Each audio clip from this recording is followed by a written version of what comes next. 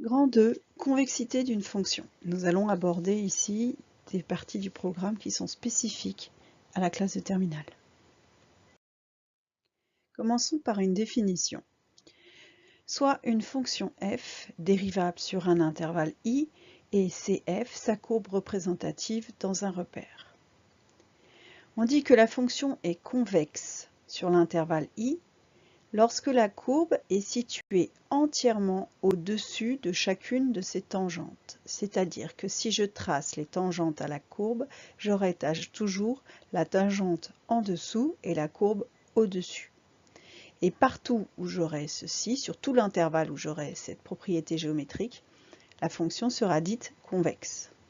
Inversement, la fonction f est concave sur un intervalle lorsque la courbe CF est située entièrement au-dessous de chacune de ses tangentes.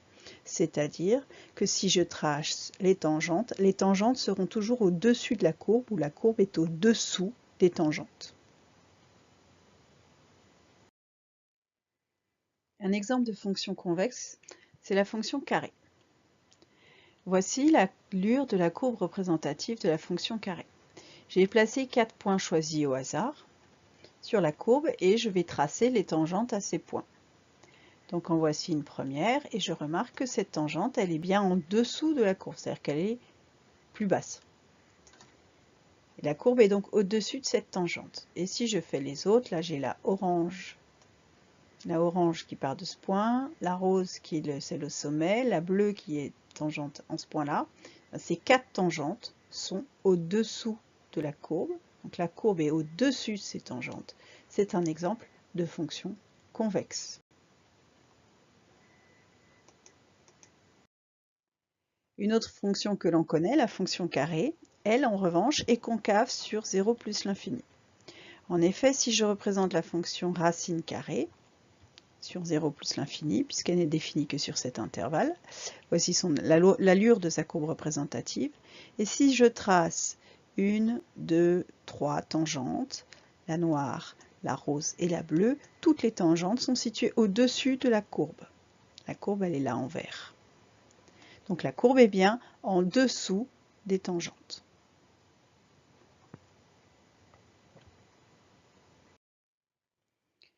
Propriété. Alors jusqu'ici, nous avons vu une caractérisation géométrique. Donc il suffit de prendre sa règle, éventuellement un crayon, et de faire défiler sa règle le long de la courbe et on voit si les tangentes sont au-dessus ou au-dessous de la courbe. Mais nous allons voir maintenant une caractérisation algébrique. Donc une fonction f est dérivable sur un intervalle i, est convexe si et seulement si sa fonction dérivée f' est strictement croissante. Donc si sa dérivée f' est strictement croissante, pour savoir si f' est croissante, je vais dériver f', et je vais obtenir ce que l'on appelle la dérivée seconde, f seconde.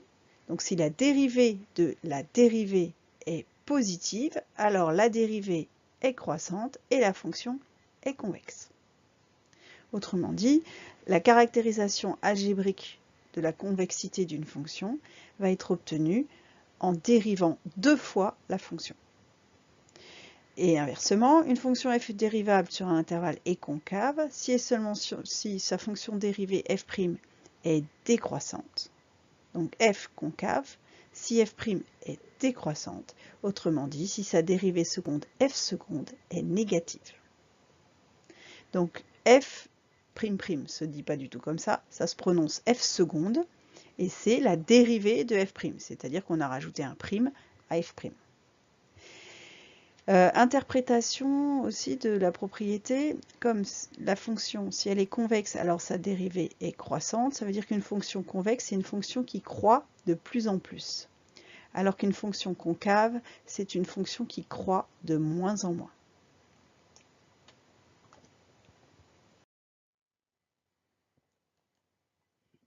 On retrouve, pour illustrer ce propos, les deux fonctions vues tout à l'heure. J'ai ici la fonction carré. Elle est, alors l'endroit où elle est croissante, elle croît de plus en plus, c'est-à-dire qu'elle est de plus en plus pentue. Elle monte de plus en plus vite. Quand elle décroît, elle monte de moins en moins vite, c'est-à-dire qu'elle descend de plus en plus doucement.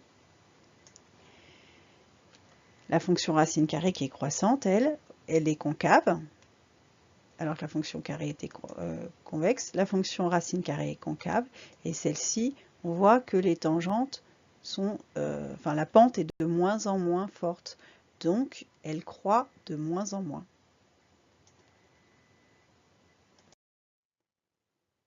Exemple, soit une fonction f définie par f de x égale x4 plus x3 plus 2x au carré moins x plus 3 définie sur R, l'ensemble des réels. On vous demande d'étudier la convexité de f. Étudier la convexité de f, c'est dire si elle est convexe, concave, et si ça change, sur quel intervalle elle est convexe, sur quel intervalle elle est concave. Donc pour cela, il faut que je commence par dériver f, afin d'avoir sa dérivée f'. Donc dérivée de x puissance 4, ça fait 4 fois x3. Dérivée de x3, ça fait 3 fois x carré. Dérivée de x carré, ça fait 2x. Donc de 2x au carré, ça fait 2 fois 2x, ça fait 4x. Et dérivée de moins x, ça fait moins 1. Dérivée de 3, ça fait 0. Donc voici la dérivée f. Moi, je veux connaître les variations de f'. Donc pour connaître les variations de f', il faut que j'étudie le signe de f seconde. Donc je vais dériver f'. F seconde. Alors, j'ai 4 fois dérivée de x3. Ça donne 4 fois 3x carré. 4 fois 3, 12, ça fait 12x carré. Plus 3 fois dérivée de x au carré. 3 fois 2x, ça donne 6x. Plus 4 fois dérivée de x, ça fait 4 fois 1, 4. Moins dérivée de 1, ça fait 0. Donc voici la fonction dérivée f seconde. Et je veux étudier le signe de f seconde. Je remarque que f seconde est une fonction polynôme du second degré. Et donc, pour étudier son signe, je vais calculer son discriminant. Delta égale b carré moins 4ac, je rappelle, ça fait 6 au carré moins 4 fois 12 fois 4. Ce qui me donne moins 156. Donc delta est négatif. Quand delta est négatif, la fonction polynôme est de signe constant et son signe est le signe de a. Or, a vaut 12. Donc, a est positif. Donc, on en déduit que f seconde est supérieur à 0 strictement pour tout réel x. Par conséquent, f' est croissante et f est convexe. Donc voilà comment démontrer qu'une fonction est convexe. Une petite remarque. Si j'avais obtenu un delta positif, par exemple, j'aurais trouvé deux solutions x1 et x2, et j'aurais dit que f seconde était du signe de a à l'extérieur des racines. Donc par exemple, j'aurais eu plus, moins et plus. Donc ma fonction, elle aura été convexe, puis concave, puis convexe. D'accord ? Elles peuvent changer de convexité.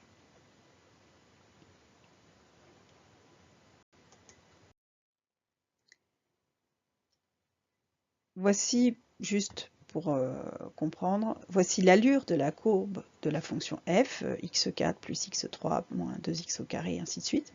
Donc je l'ai tracé avec un traceur de courbe.